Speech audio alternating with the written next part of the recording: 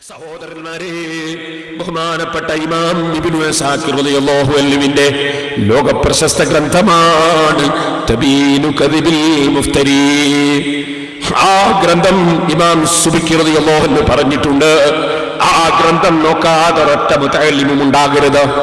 അത്ര ഗൗരവമുള്ള ഒരു കിതാബാണത്. ഏതൊരു ആലിമും സുന്നത്ത് ജമാഅത്ത് പഠിക്കാൻ ഒരുങ്ങിയോ ആ കിതാബ് നോക്കണം എന്ന് ഇമാം സുബ്കി റളിയല്ലാഹു അൻഹു പ്രത്യേകം നിർദ്ദേശം നൽകിയ കിതാബാണത്.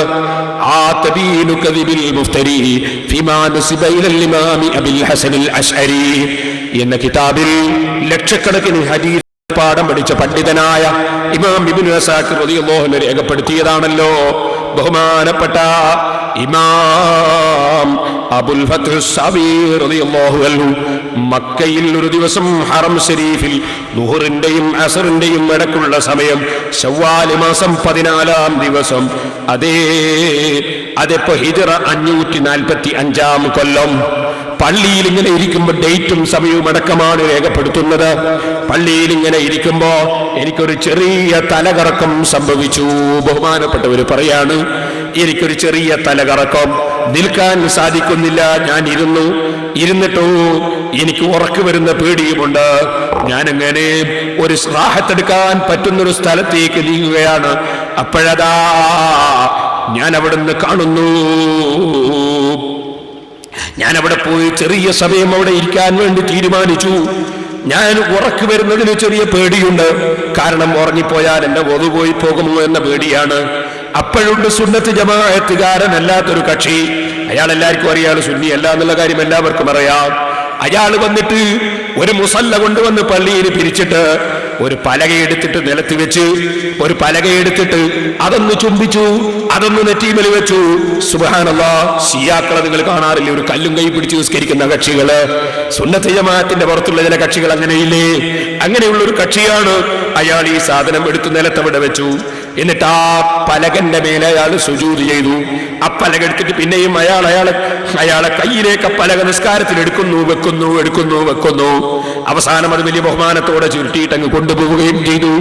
ഇയാളുടെ ഈ പുതിയ ഏർപ്പാടും പുതിയ നിസ്കാരവും ഒക്കെ കണ്ടപ്പോ എന്റെ മനസ്സിൽ തോന്നിപ്പോയി, ലൈതകാന റസൂലുള്ളാഹി സ്വല്ലല്ലാഹു അലൈഹി വസല്ലം ഹയ്യൻ ഫീമാ ബൈനനാ, ഞങ്ങളെ കൂടെ എങ്ങാനും നബി സല്ലല്ലാഹു അലൈഹി വസല്ലം തങ്ങൾ ഈ ഭൂമിയുടെ ഉപരിമണ്ഡലത്തിൽ ജീവിച്ചിരിപ്പുണ്ടെങ്കിൽ ആ നബി സല്ലല്ലാഹു അലൈഹി വസല്ലം തങ്ങളോട് ഈ സുന്നത്ത് ജമാഅത്തിന്റെ പുറത്തുള്ള ആളുകൾ കൊണ്ടുവന്ന പുതിയ നിസ്കാരവും പുതിയ ശൈലിയും പുതിയ ആശയവും അതൊക്കെ ഒന്ന് നബിയോട് സങ്കടം പറയാമായിരുന്നു എന്ന് എനിക്ക് തോന്നി.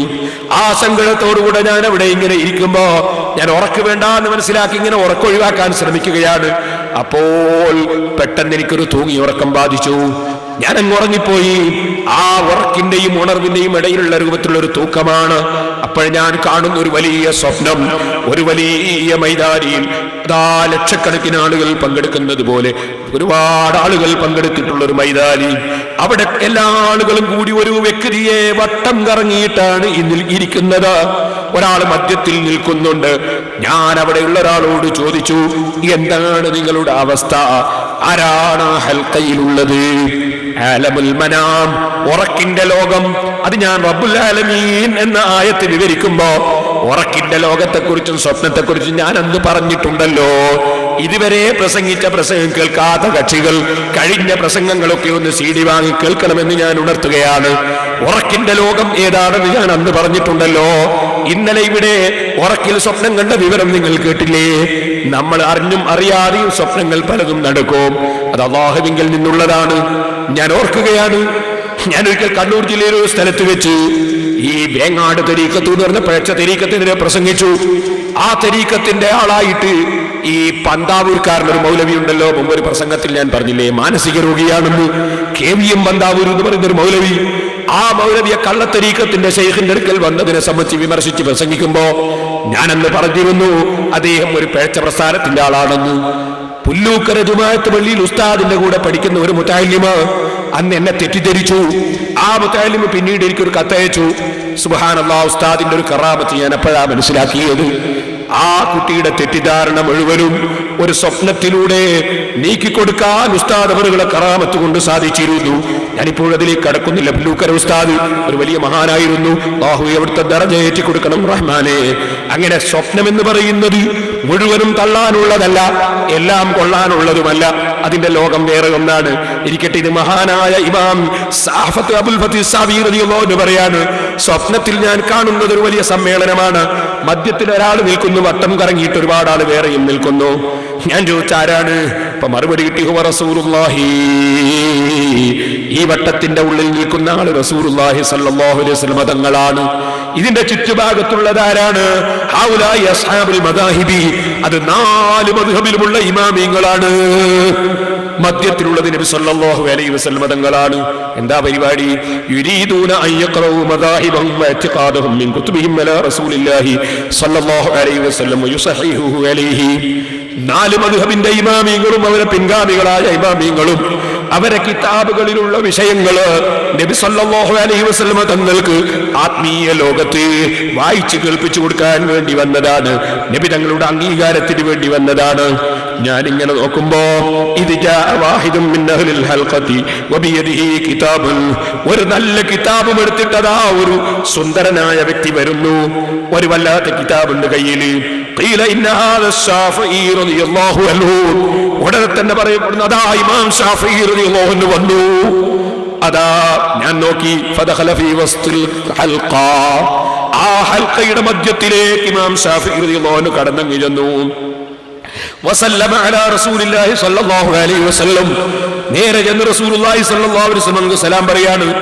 فرأيت رسول الله صلى الله عليه وسلم في جماله وكماله متلبسا بالثياب البيض المغسولة النظيفة من العمامة والقميص وسائر الثياب. നബി സല്ലല്ലാഹു അലൈഹി വസല്ലം തങ്ങൾ എന്തൊരു ഭംഗിയാണ്, എന്തൊരു ഭംഗിയാണ്, എന്തൊരു പൂർണ്ണതയാണ്.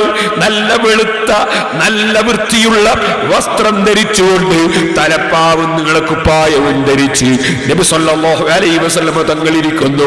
ഇമാം ശാഫിഈ റളിയല്ലാഹു അൻഹു നേരെ അങ്ങ് ചെന്ന് അസ്സലാത്തു വസ്സലാമു അലൈക യാ റസൂലല്ലാഹ്.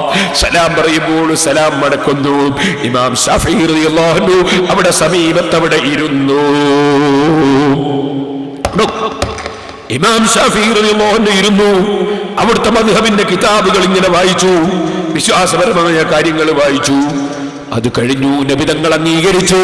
പിന്നെ ഓരോ മദ്ഹബിന്റെ ഇമാമിങ്ങളും ഇങ്ങനെ വരികയാണ്. അങ്ങനെ വന്നുകൊണ്ടിരിക്കുമ്പോഴതാ സഹോദരന്മാരെ വരുന്നു ഒരു മനുഷ്യൻ. ثم أتى بعده كل صاحب مذهب إلى أن لم يبق إلا القليل. ഓരോരുത്തരും ഇങ്ങനെ വരികയാണ്. അപ്പോഴതാ فلما فرغوا إذا واحد من المبتدئة الملقبة بالرافضة. ഞാൻ നേരത്തെ പറഞ്ഞില്ലേ, അബൂബക്കർ റളിയല്ലാഹു അൻഹു പേച്ചുപോയി, ഉമർ ഇബ്നുൽ ഖത്താബ് പേച്ചുപോയി, ഉസ്മാൻ റളിയല്ലാഹു അൻഹു പേച്ചുപോയി എന്ന് വാദിച്ച റാഫിദുകൾ. ആ റാഫിദുകളിൽപ്പെട്ട ഒരു ചങ്ങാതി, ആ സുന്നത്ത് ജമാഅത്തിന്റെ പുറത്തുള്ള ഒരു ചങ്ങാതി, അയാൾ വന്നിരിക്കുന്നു. നബിന്റെ അടുക്കൽ അയാളും വന്നിരിക്കുന്നു. വഫീ യദിഹി കരാരീസു ഗൈറു മുജല്ലദത്തിൻ ഫീഹാ ദിക്റു അഖായിദിഹിമുൽ ബാത്തില. അയാളുടെ കയ്യിൽ കിതാബില്ല, പിന്നെ ഒരു ഡയറി കുറിപ്പാണ്, കുറെ കടലാസുകൾ. ആ കടലാസുകളൊക്കെ കൂടി ഇങ്ങനെ ഒന്നാക്കി കൂട്ടിയിട്ട് കുറച്ച് കടലാസാണുള്ളത്. ആ കടലാസിൽ അവരെ വിശ്വാസവും കർമ്മവും എഴുതി വെച്ചിട്ടുണ്ട്. ബൈൻഡ് ചെയ്തിട്ടില്ല, കാരണം ഇത് ഇടക്കിടക്ക് മാറ്റേണ്ടതാണ്. ബൈൻഡ് ചെയ്താൽ പിന്നെ പറിക്കേണ്ടി വരും. അതുകൊണ്ട് മാറ്റേണ്ടത് കൊണ്ട് ബൈൻഡ് ചെയ്തിട്ടില്ല. കുറച്ച് കടലാസം കെട്ടും കൊണ്ടാവുന്നത്. അയാളിങ്ങ് വന്നപ്പോ ഫഖറജ വാഹിദുൻ മിമ്മൻ കാന മഅ റസൂലില്ലാഹി സ്വല്ലല്ലാഹു അലൈഹി വസല്ലം. റസൂലുള്ളാഹി സ്വല്ലല്ലാഹു അലൈഹി വസല്ലം തങ്ങളുടെ കൂടെയുള്ള ഒരു മഹാനായ ഇമാമ് അവിടുന്ന് ചാടി ഇങ്ങോട്ട് എഴുന്നേറ്റിങ് വന്നിട്ടോ വസജറഹു, അവനെ അങ്ങോട്ട് വിരട്ടിയില്ലേ, പോടാ. വാഹദൽ കരാരീസ, അവന്റെ കയ്യിലെ കടലാസ് മുഴുവനും ആ ഇമാം പിടിച്ചിങ് വാങ്ങി. മിനിയദിഹി, അവന്റെ കയ്യിൽ നിന്ന് വറമാഹ ഇലാ ഖാരിജിൽ ഹൽഖ, കൊണ്ടുപോടാ, നിന്റെ കടലാസും കിട്ടും എന്നും പറഞ്ഞ് വലിച്ചൊരേറ് കൊടുത്തു ആ ഇമാമ്. വതറദഹു വഹാനഹു, പോടാ. ഇവിടെ നബി സല്ലല്ലാഹു അലൈഹി വസല്ലം തങ്ങളുടെ സദസ്സിൽ ഇമാമിങ്ങൾ ഒരുമിച്ച് കൂടിയത് കണ്ടിട്ട് നീ നിന്റെ കടലാസൊത്ത് നിനക്കും കയറാമെന്നാണോ ധരിച്ചത്? പോടാ എന്ന് പറഞ്ഞിട്ട് ഒരൊറ്റ ആട്ട് കൊടുത്തു.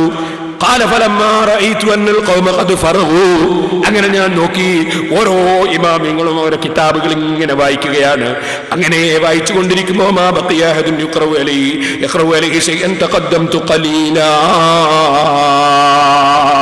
അതിനിടയ്ക്ക് ബഹുമാനപ്പെട്ട ഇമാം അബൂ ഹനീഫ റളിയല്ലാഹു അൻഹു വന്നിട്ടുണ്ട്.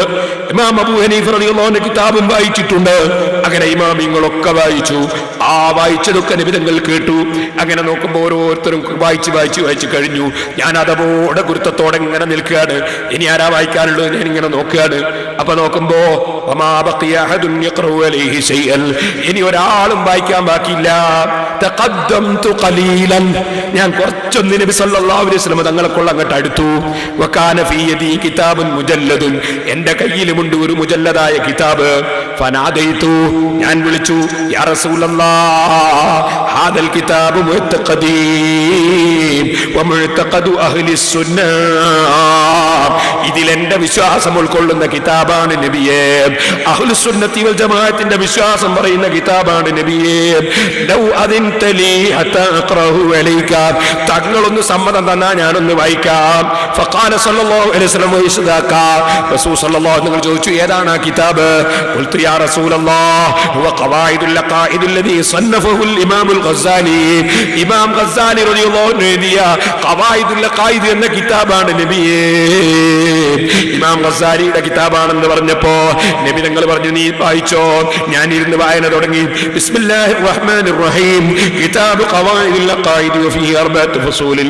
അൽ ഫസലുൽ അവ്വൽ ഫീ തർജമത്തി അഖീദത്തി അഹ്ലിസ് സുന്നഹ് ഫീ കലിമത്തി ഷഹാദത്തി അല്ലതി ഹിയ അഹദു മബാനിൽ ഇസ്ലാം ഫനഖൂലു വബില്ലാഹി തൗഫീഖ് അൽഹംദുലില്ലാഹിൽ മുബ്ദിൽ മുഈദിൽ ഫആൽ ലിമാ യുരീദു ദിൽ അർശിൽ മജീദ് വൽ ബത്ശ് الشديد الهادي صفوة الأبين إلى المنهج الرشيد والمسلك السديد المنعم عليهم بعد شهادة التوحيد بحراسة عقائدهم من ظلمات التشكيك والترديد السابق بهم من اتباع رسوله المصطفى صلى الله عليه وسلم واقتفاء صحبه الأكرمين بالتأييد والتسديد المتدلى لهم في ذاته وأفعاله بمحاسن أوصافه.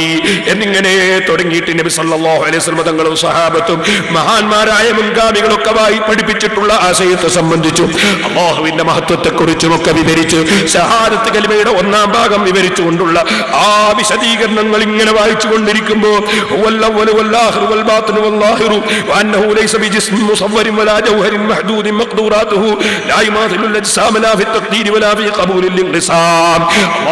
ശരീരമുള്ളവനല്ല, അവയവങ്ങളുള്ളവനല്ല, തടിയുള്ളവനല്ല, ഒരു സ്ഥലത്ത് ഇരിക്കുന്നവനല്ല, കിടക്കുന്നവനല്ല. അങ്ങനെ തുടങ്ങിയിട്ട് പടച്ചവനെ സംബന്ധിച്ചുള്ള വിശദീകരണങ്ങളൊക്കെ ഇങ്ങനെ പറഞ്ഞിട്ട് അല്ലാഹുവിനെ പോലെ ഒന്നുമില്ല, ഒരു സാധനവും അല്ലാഹുവിനെ പോലെ ഇല്ല, അല്ല മറ്റൊന്നു പോലെയല്ല. ഇങ്ങനെ പറഞ്ഞിട്ട് അല്ലാഹുവിന് വലത് ഭാഗം, ഇടത് ഭാഗം, മുൻഭാഗം, പിൻഭാഗം, മേൽഭാഗം, താഴ്ഭാഗം പോലെയുള്ള ഭാഗങ്ങളില്ല. അല്ലാഹു തആല അർശിന്റെ മേൽ ഇസ്തിവാ ചെയ്തു എന്ന് പറഞ്ഞാൽ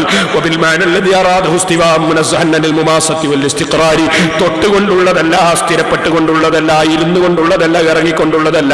അല്ലാഹുവിന് നീങ്ങലില്ല. അല്ലാഹു തആല ഒരു സ്ഥലത്ത് വേറൊരു സ്ഥലത്തേക്ക് നീങ്ങലില്ല. അർശിനെ അല്ലാഹു തആല യഹ്മിലുൽ അർശു, അർശ് അല്ലാഹുവിനെ ചുമക്കുന്നില്ല.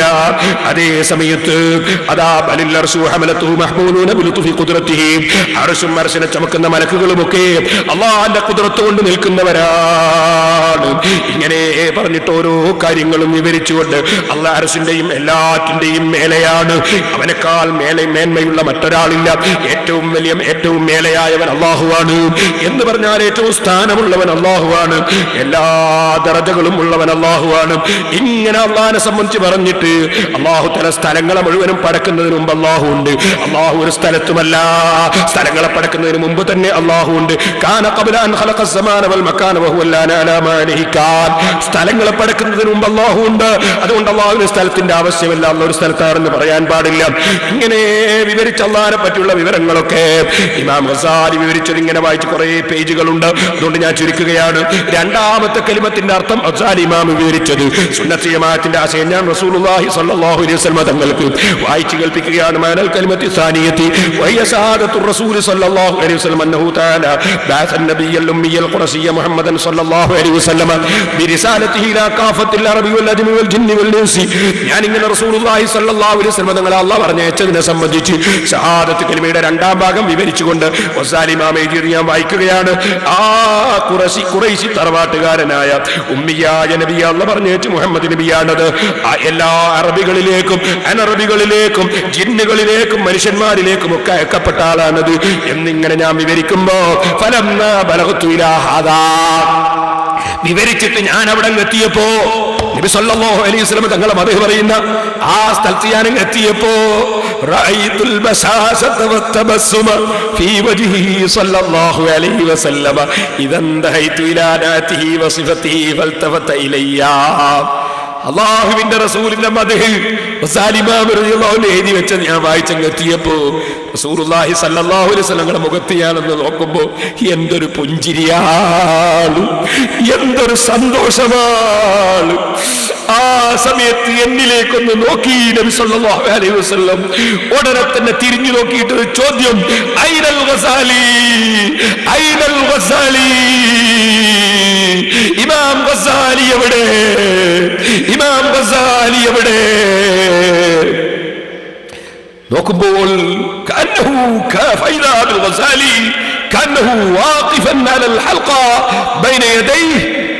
ഇമാം ഗസാലി റളിയല്ലാഹു അൻഹു അവിടെ ഹാജരായിരിക്കുന്നു. നബി സല്ലല്ലാഹു അലൈഹി വസല്ലം ഗസാലി ഇമാം എത്തിക്കഴിഞ്ഞു. ഉടനെ തന്നെ ഗസാലി ഇമാം തങ്ങൾ പറയുന്നു, ഹാനദാ യാ റസൂലല്ലാഹ്, ഹാനദാ യാ റസൂലല്ലാഹ്, തങ്ങൾ എന്നെ അന്വേഷിച്ചോ നബിയേ, ഞാൻ ഇവിടെ ഉണ്ട് നബിയേ. വതഖദ്ദമ വസല്ലമ അലാ റസൂലില്ലാഹി സ്വല്ലല്ലാഹു അലൈഹി വസല്ലം, സമീപത്തേക്ക് എന്ന് റസൂലുള്ളാഹി സ്വല്ലല്ലാഹു അലൈഹി വസല്ലം സലാം ചൊല്ലി. നബി തങ്ങൾ സലാം മടക്കി. മടക്കലോടുകൂടെ തന്നെ അവിടുത്തെ ശറഫാക്കപ്പെട്ട കൈ നബി സല്ലല്ലാഹു അലൈഹി വസല്ലം ഇമാം ഗസാലിക്ക് നീട്ടിക്കൊടുത്തു. വൽ ഗസാലി യുഖബ്ബിലു യദഹു വയളു ഖദ്ദൈഹി അലൈഹാ തബറുകം ബിഹി വബിയദിഹിൽ അസീസത്തിൽ മുബാറക. ബഹുമാനപ്പെട്ട ഇമാം ഗസാലി തങ്ങൾ നബി സല്ലല്ലാഹു അലൈഹി വസല്ലം തങ്ങളുടെ കൈയും അവിടുത്തെ ശരീരവും ചുംബിച്ചുകൊണ്ടിരിക്കുന്നു, കവിൾത്തടം വെച്ചുകൊണ്ടിരിക്കുന്നു.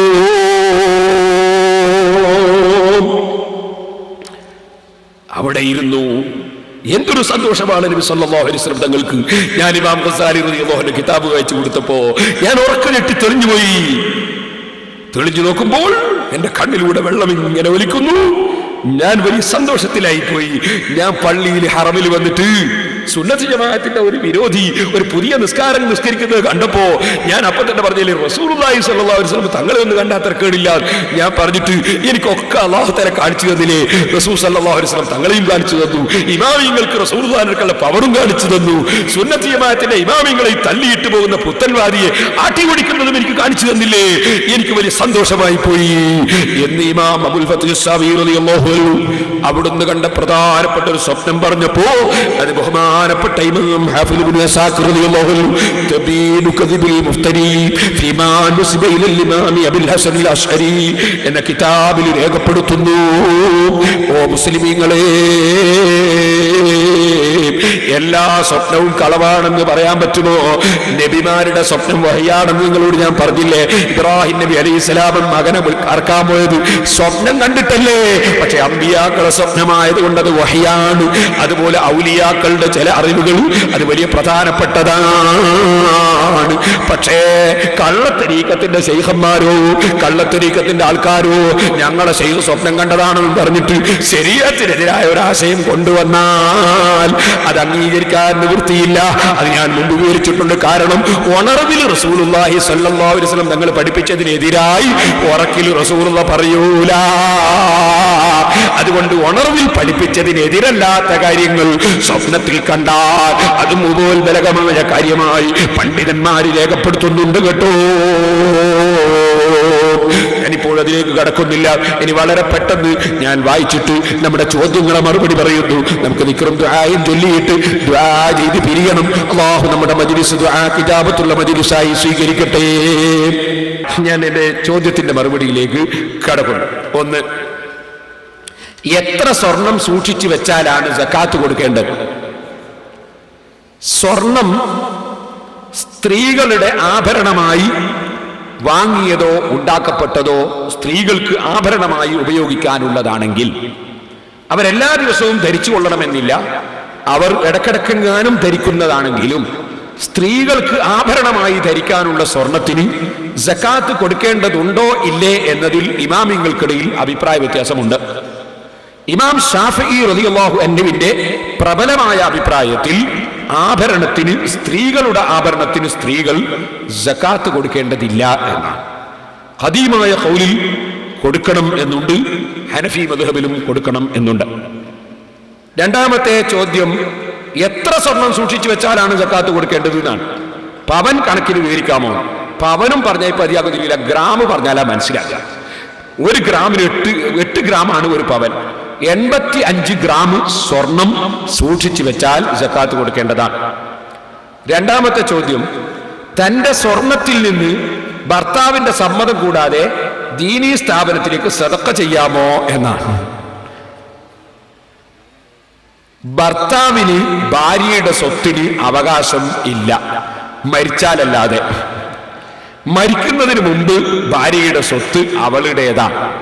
അവൾക്ക് ആഖിറത്തിൽ പ്രതിഫലം കിട്ടാൻ വേണ്ടി അവൾ സദഖ ചെയ്യുന്നതിന് തെറ്റില്ല. പക്ഷേ ഞാൻ എൻ്റെ ആഖിറത്തിന് വേണ്ടി കൊടുക്കുകയാണ്, നിങ്ങൾക്ക് സമ്മതമായിരിക്കില്ലേ, നിങ്ങൾ എൻ്റെ ആഖിറം നഷ്ടപ്പെടുത്തൂലല്ലോ എന്നൊരു സമ്മതം ചോദിച്ച് സമ്മതം വാങ്ങിവെച്ചാൽ പിന്നീട് പണത്തിനെ അധികം സ്നേഹിക്കുന്ന ഭർത്താക്കന്മാര് കുലുമാൽ ഉണ്ടാക്കാതിരിക്കാൻ നല്ലതാണ്. എന്നോടൊന്നും പറഞ്ഞില്ലല്ലോ, നീ കൊടുക്കൽ നീ കൊടുത്തോ, ഒന്നെന്നോട് ചോദിച്ചുകൂടായിരുന്നോ എന്ന് പറയാനുള്ള ഒരു അവസരം വെക്കാതിരിക്കാൻ ഭർത്താവ് അങ്ങനെ ഒരു കുലുമാൽ ഉണ്ടാക്കുന്ന സൈസാണെങ്കിൽ ഒന്നെങ്കിൽ ചോദിച്ചു കളയുന്നത് അയാളെ മനസ്സ് തൃപ്തിപ്പെട്ടാൻ വേണ്ടി നല്ലതാണ്. 3, ഉള്ളു പരിശോധിച്ചാൽ കുളി നിർബന്ധമാകുമോ? കുളി നിർബന്ധമാകുന്ന കാര്യത്തിൽ ഉള്ളു പരിശോധിക്കുക എന്നത് എണ്ണപ്പെട്ടിട്ടില്ല. 4, എയ്ത്തീര് ഭർത്താവിന്റെ സമ്മതം കൂടാതെ കുടിക്കാമോ? അത് ദശമൂലാരിഷ്ടവും മറ്റ് മരുന്നുകളൊക്കെ കുടിക്കുന്നതിന്റെ അതേ വിധിയാണ് എയ്ത്തീര് കുടിക്കുന്നതിന്റെയും വിധി. മറ്റ് മരുന്നുകൾ ഭർത്താവിന്റെ സമ്മതം ഇല്ലാതെ കുടിക്കാമോ? എങ്കിൽ ഇതും കുടിക്കാം. അത് കുടിച്ചുകൂടെയോ? എങ്കിൽ ഇതും കുടിച്ചുകൂടാ. അതുകൊണ്ട് അതിന് പ്രത്യേകം ഒരു നിയമം ഇല്ല. രണ്ടാമത്തത്, എഴുത്തുനീര് കുടിക്കാമോ തെളിവുണ്ടോ എന്നാണ്. അതിന് തെളിവുണ്ട്. എഴുത്തുനീര് നമ്മളെ നാട്ടിൽ സാധാരണ പറയുന്നത് ആയത്ത്, അതുമല്ലെങ്കിൽ ബഹുമാനപ്പെട്ട ഇസ്മുകൾ, പേരുകൾ, അങ്ങനെ ബഹുമാനമുള്ള ദിക്റുകൾ പിഞ്ഞാണത്തിൽ എഴുതി മായ്ച്ചു കുടിക്കുന്നതിനാണ് എഴുത്തീര് കുടിക്കുക എന്ന് പറയുന്നത്. അത് പണ്ഡിതന്മാർക്കിടയിൽ തർക്കമില്ലാത്ത ഒരു കാര്യമാണ്. ഞാൻ നിങ്ങളോട് പറയുന്നു, ഇമാം ഷാഫിഈ റളിയല്ലാഹു അൻഹുവിനേക്കാൾ വിവരമുണ്ടെന്ന് എഴുത്തീര് കുടിക്കാൻ പാടില്ല എന്ന് പറയുന്ന കക്ഷികൾ അവരുടെ പുസ്തകത്തിൽ പരിചയപ്പെടുത്തിയ പണ്ഡിതനാണ് ഇബ്നു തൈമിയ്യ. ആ ഇബ്നു തൈമിയ്യ അദ്ദേഹത്തിന്റെ ഫതാവയിലെ 1-ാം വാല്യം 307-ാമത്തെ പേജിൽ രേഖപ്പെടുത്തുകയാണ്, വൈദാ കുതിബ ശൈഉം മിനൽ ഖുർആനി അവി ദിക്രി, ഖുർആനിൽ നിന്ന് വല്ലതും, അവി ദിക്രി അല്ലെങ്കിൽ ദിക്റിൽ നിന്ന് വല്ലതും എഴുതപ്പെട്ടാൽ, ഫീ ഇനാഇൻ ഒരു പാത്രത്തിൽ, ഔ ലൗഹിൻ അല്ലെങ്കിൽ ഒരു പലകയിൽ, വമുഹിയ ബിൽ മാഇ വഗൈരിഹി എന്നിട്ട് വെള്ളം കൊണ്ടോ അല്ലെ നല്ല ജീരകത്തിന്റെ വെള്ളം കൊണ്ടോ അല്ലെ വേറെ എന്തെങ്കിലും സാധനം കൊണ്ടോ അത് മയക്കപ്പെടുകയും ചെയ്താൽ, വസുരിബ ദാലിക എന്നിട്ട് അത് കുടിക്കുകയും ചെയ്താൽ, ഫലാ ബഅസ ബിഹി അതുകൊണ്ട് ഒരു തരക്കേടും ഇല്ല. നസ്സ അലൈഹി അഹ്മദ് അതിന് തരക്കേടില്ലെന്ന് 10 ലക്ഷത്തോളം ഹദീസ് മനപ്പാഠം പഠിച്ച ലോകപ്രശസ്ത പണ്ഡിതനായ അഹ്മദ് ഇബ്നു ഹംബൽ റളിയല്ലാഹു അൻഹു പറഞ്ഞിരിക്കുന്നു. ഷാഫി ഇമാമിന്റെ ശിഷ്യനാണ്, ബുഖാരി ഇമാമിന്റെ ഉസ്താദാണ്. വഗൈറുഹു മറ്റുള്ള പണ്ഡിതന്മാരും പറഞ്ഞിരിക്കുന്നു.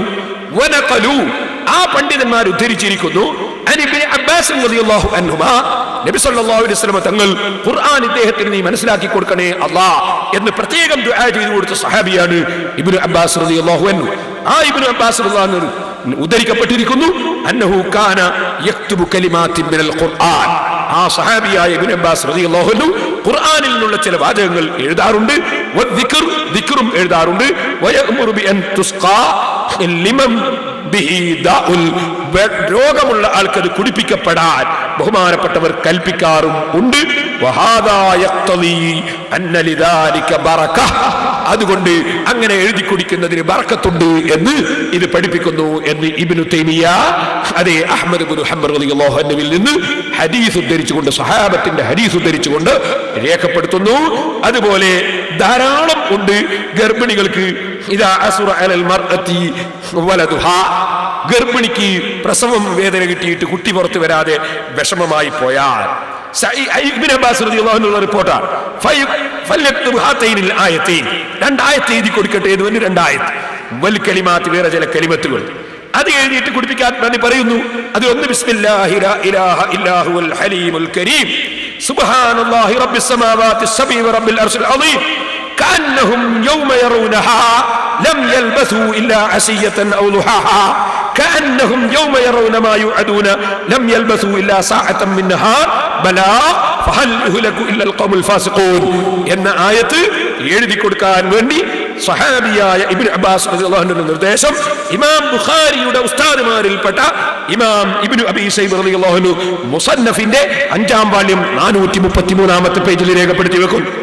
ഇതുകൊണ്ട് തന്നെ ഇമാം നവവി റളിയല്ലാഹു അൻഹു അതുപോലുള്ള പണ്ഡിതന്മാരെല്ലാം ഖുർആൻ എഴുതി കുടിക്കുന്നത് ഒരു വിരോധമില്ലെന്നും രോഗികൾക്കും മറ്റും അത് കുടിപ്പിക്കുന്നതിൽ ഒരു തകരാറുമില്ലെന്നും വ്യക്തമായി രേഖപ്പെടുത്തി വെച്ചിട്ടുണ്ട്. 5-ാമത്തെ ചോദ്യം, കല്യാണ ദിവസം പുതുപെണ്ണിന് മുല്ലപ്പൂ ചൂടിക്കുവാൻ ഇസ്ലാമിൽ വല്ല നിയമവും ഉണ്ടോ?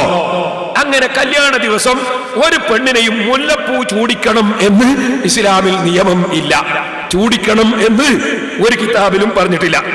ചില പണ്ഡിതന്മാർ പറയുന്നത് കേട്ടു, പൂ ചൂടുന്നതിന് വിരോധം ഇല്ല എന്ന്. അത് ശരിയാണോ? ഒരു സ്ത്രീ എപ്പോഴെങ്കിലും ഒരു പൂവോ അല്ലെ 4-5 പൂവോ എപ്പോഴെങ്കിലും ആരും കാണാതെ അവളെ തലയിൽ എടുത്തു വെച്ചാൽ അതിൽ തെറ്റൊന്നും ഇല്ല. അതുപോലെ ഭർത്താവിന്റെ റൂമിൽ കയറുമ്പോ 4-5 പൂവ് എടുത്തു വെച്ചിട്ട് അവൾ ഭർത്താവിന്റെ വീട്ടിൽ റൂമിൽ കയറിയാലും കുഴപ്പമൊന്നും ഇല്ല. പൂ തലയിൽ വെച്ചുകൂടാന്ന് ഒറ്റ കിതാബിലും ഇല്ല. അതേ സമയത്ത് ഹിന്ദുമതത്തിന്റെ ആചാരമായി അവർ നടത്തുന്നത് പോലെയും തല മറക്കാത്ത വിധത്തിൽ പൂ ചൂടിയിട്ട് മറ്റുള്ള പുരുഷന്മാരെ മുഴുവനും ആകർഷിപ്പിക്കുന്ന ശൈലിയിലും മറ്റ് മതത്തിന്റെ ആചാരത്തോട് തുല്യത കാണിക്കുന്ന വിധത്തിലും പൂ ചൂടിപ്പോകുന്ന പരിപാടി അത് ഉപേക്ഷിക്കേണ്ടതാണ് മുസ്ലിം സമുദായം എന്ന് ഞാൻ ഓർമ്മപ്പെടുത്തുകയാണ്. 6-ാമത്തെ ചോദ്യം, ഔറത്ത് കാണിക്കാതെ ഏത് വസ്ത്രവും ധരിക്കാൻ പറ്റുമോ? പറ്റില്ല.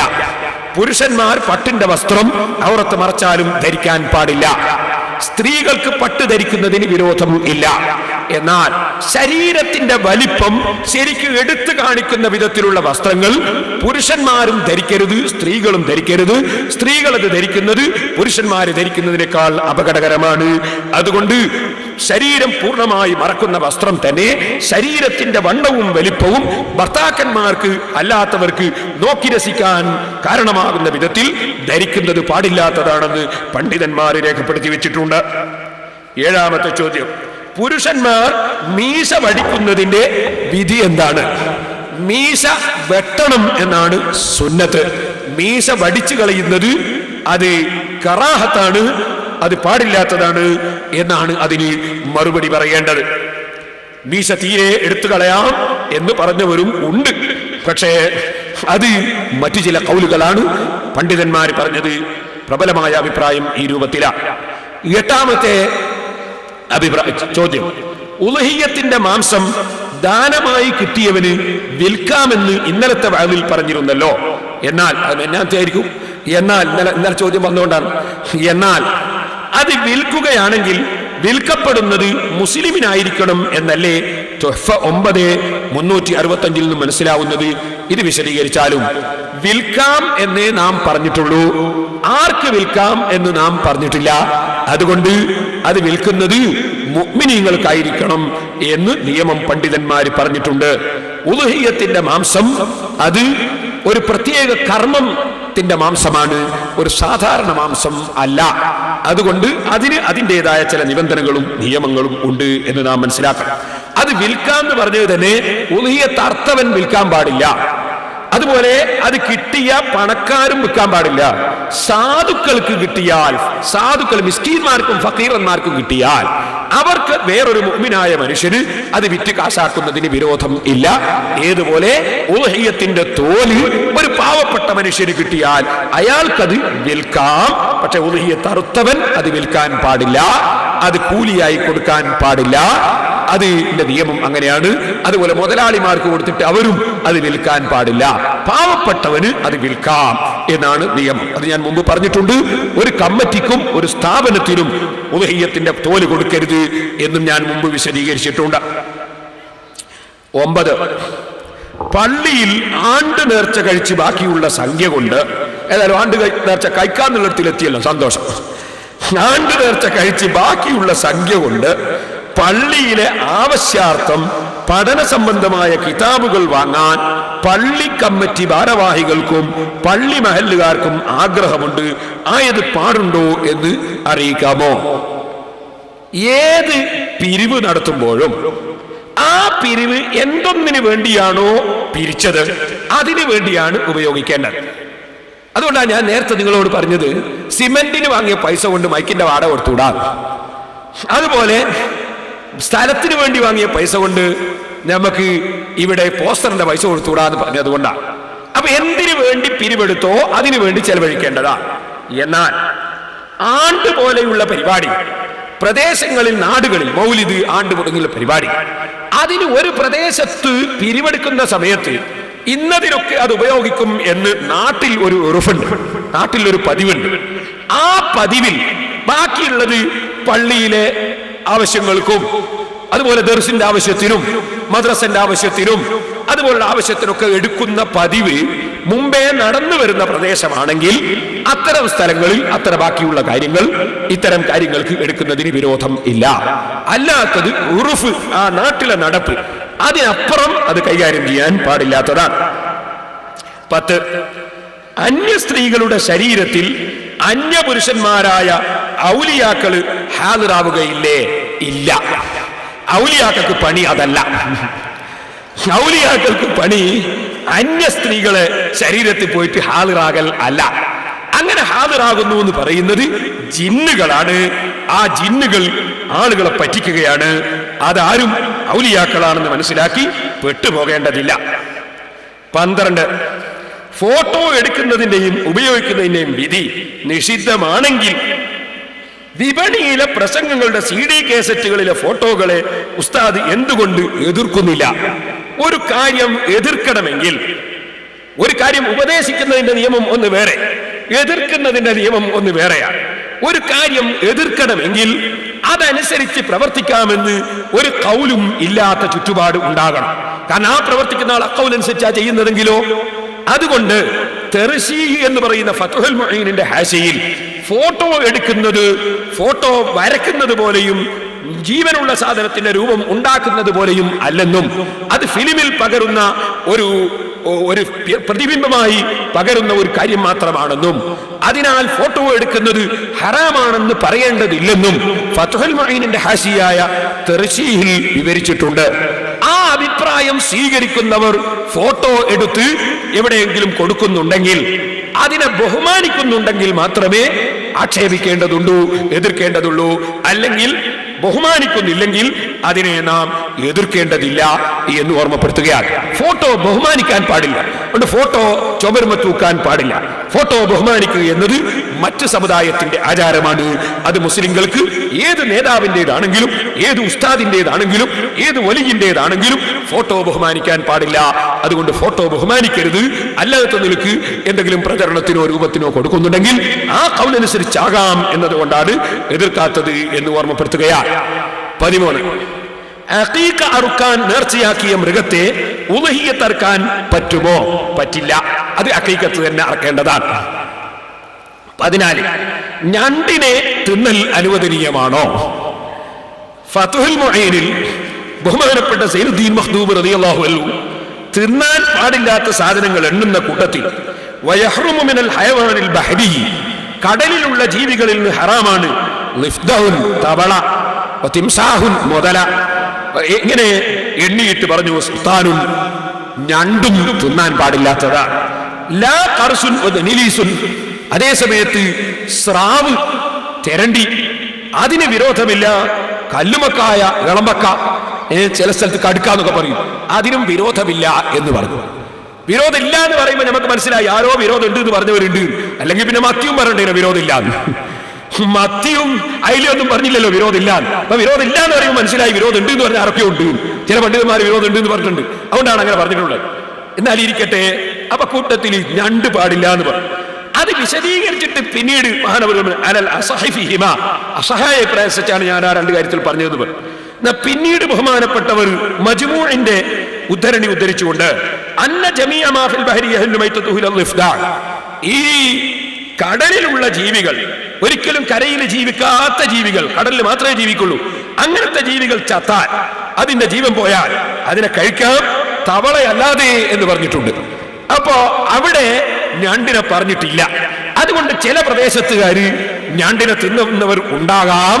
പക്ഷേ ഞണ്ട് തിന്നൽ ഹറാമാണെന്ന് ആദ്യം ഫത്വയിൽ പറഞ്ഞതുകൊണ്ട് നമ്മളെ നാട്ടുകാരൊന്നും തിന്നാറില്ല എന്നതാണ് ശരി. തിന്നാതിരിക്കലാണ് ശരി. ഇനി അടുത്തത്,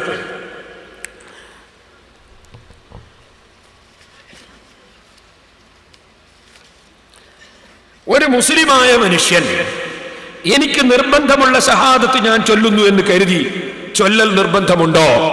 അത്തഹിയാത്ത് ഓതുന്ന സമയത്ത്, ഖുതുബ ഓതുന്ന സമയത്ത്, ഖുതുബയിലല്ല അത്തഹിയാത്ത് ഓതുന്ന സമയത്ത് ഷഹാദത്ത് കലിമ ചൊല്ലുമ്പോ നിർബന്ധമാണെന്ന നിലക്ക് തന്നെ ചൊല്ലേണ്ടതാണ്.